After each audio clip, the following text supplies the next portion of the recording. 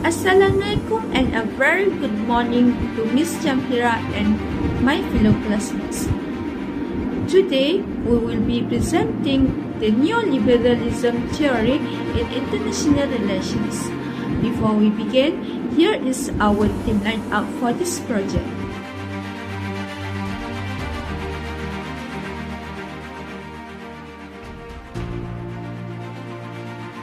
Liberalism is a theory in international relations that explains how countries can cooperate even without a central authority that state we call anarchy. For example, countries use platforms like the United Nations to discuss global issues such as peace and climate change.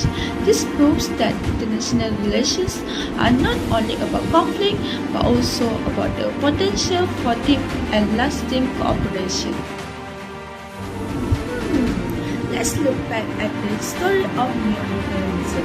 To understand how we got here, we must look at how this theory was actually applied. In the early 20th century, specifically around the 1930s, during the Walter Lippmann colloquium, thinkers realized that the world needed a new system to manage global economic chaos. This is where neoliberalism was first used as a framework. Unlike older theories, neoliberalism argued that cooperation and market stability don't just happen by accident. They must be actively designed and protected by strong international institutions. So, in this historical context, neoliberalism provided the rules of the game for the world to function. Once this neoliberal framework is set down to manage the world order, this paved the way for modern liberalism to flourish, especially during the 1970s and 80s. This is when the focus shifted heavily toward individual freedom and open competition. However, as highlighted in the research by Michael Peters 2021, this history has led us to a unique modern challenge, which is the age of post-truth, because the new liberal system treats everything, including knowledge and information, as a competitive product. We now see that facts are often replaced by emotions or whatever sells best in the media. This makes international cooperation more complex today, as countries are now competing for the truth itself. Understanding this history is crucial because it explains why institutions and interdependence matter so much today. With that historical context in mind, my teammate will now dive deeper into the core principles of this theory. There are several main points that explain how cooperation happens in the international system, which are anarchy but cooperation, the role of international institutions, interdependence, absolute gains, and international regimes.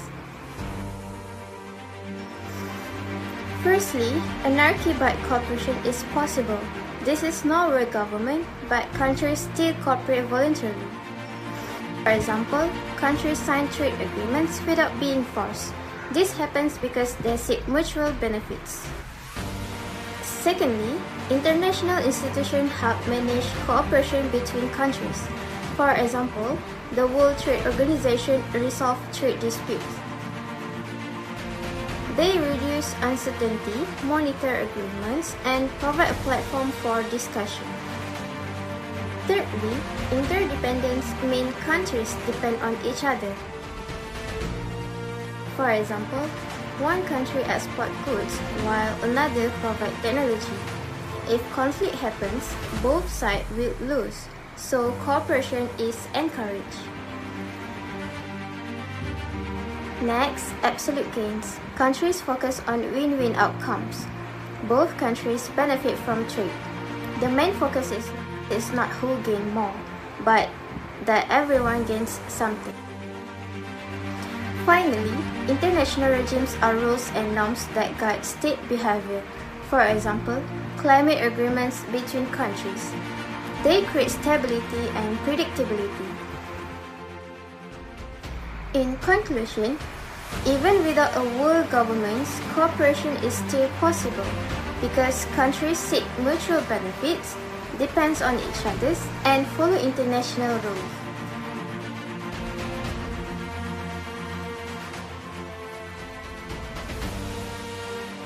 Next is neoliberalism. It's an important theory in international relations that explains how countries can cooperate even in an anarchic system where there is no central global authority. Unlike realism, which focus on power and conflict, neoliberalism emphasizes cooperation, institution, and mutual benefit between states. This theory is highly relevant in today's globalized world, where countries are increasingly interconnected through trade, finance. This globalized world, where countries are increasingly interconnected through trade, finance, and international organizations. However, while neoliberalism provides useful insight, it also has several strengths and weaknesses. One major strength of neoliberalism and weakness. One major strength of neoliberalism is its ability to expand international cooperations. The theory argues that states are willing to cooperate when they can achieve mutual benefits. In many cases, cooperation is more beneficial than conflict, especially in areas such as trade and global issues. For example, the World Trade Organization (WTO) helps countries resolve trade disputes and maintain stable economic relationships. This shows that cooperation is common in international relations.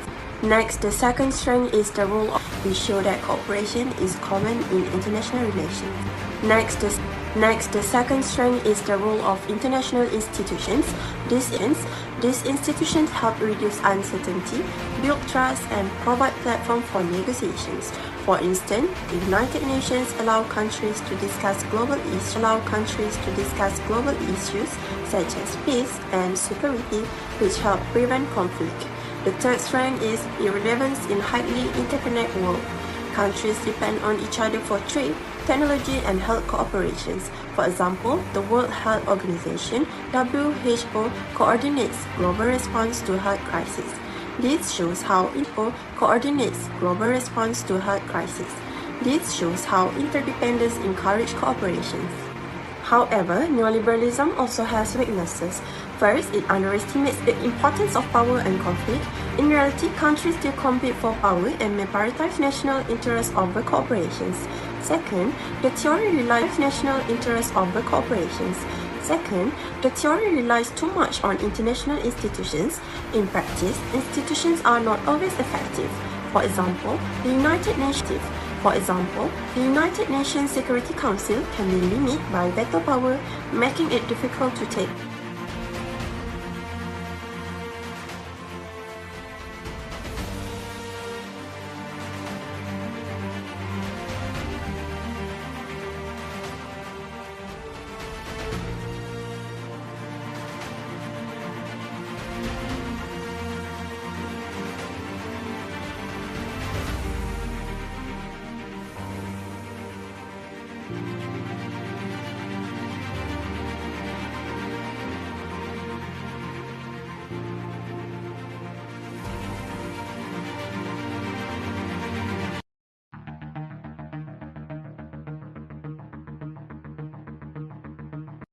So we move to my part, which is impact of neoliberalism on international relations. Have you ever wondered why countries that used to be rivals are now trading partners? Or why global crises are rarely handled by just one country anymore? So the answer is, in many cases, is neoliberalism and its impact on international relations. So let's start with global governance. Today, no country deals with global problems alone. Instead, international institutions play a huge role. For example, the International Monetary Fund, or IMF, steps in when countries face financial crisis. It helps stabilize economies and prevent problems from spreading globally. So now, let's talk about something very important, which is conflict reduction. When countries depend on each other economically, war becomes extremely costly. Think about it, if two countries trade heavily, a conflict will damage both of their economies. So instead of fighting, they are more likely to negotiation and cooperate. This economic interdependence helps reduce the chance of war. So finally, policymaking. In today's world, countries rarely act alone on major issues, whether it's climate change, trade, or security. They prefer diplomacy and cooperation. Neoliberalism encourages this idea that dialogue is better than conflict and agreements are stronger than isolation. So finally, neoliberalism has reshaped international relations by making the world more connected, more cooperative, and more dependent on shared solutions. Thank you, that's all from me.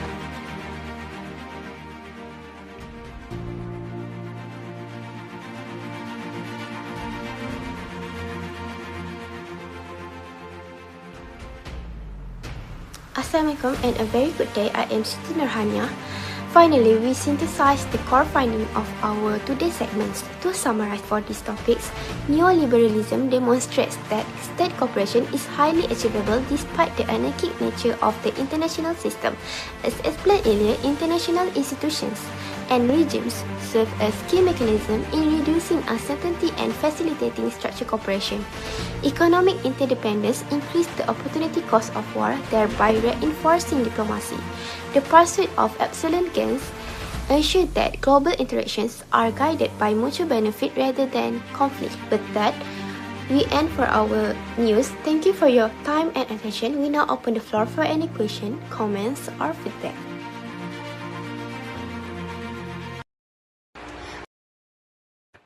So I move to the Q&A session of our group. So the first question is, how do international institutions like the World Trade Organization (WTO) help countries cooperate? So the answer is, international institutions like the World Trade Organization facilitate cooperation by acting as a structured, neutral platform that mitigates uncertainty between states. They achieve this through two main mechanisms. So the first one is standardizing the rules. They establish clear, legally binding agreements that govern international trade, ensuring all member states operate under the same expectations. Secondly, monitoring compliance. They provide transparent information and monitor whether countries are adhering to their commitments, which build trust. That's all. Thank you. So I move. The second question is, what does absolute gains means in neoliberalism? In neoliberalism, absolute gains refers to a holistic metric where states focus on their own independent growth and benefits derived from cooperations rather than comparing their progress to others. The core principles include non-zero-sum game. It treats international relations as a scenario where all participating parties can simultaneously benefit, unlike the realist view of a zero-sum game where one country gain is another's loss. Focus on mutual benefits, states are driven by the prospect of absolute wealth, security, or technological advancement. As long as a country is better off than it was before, the cooperation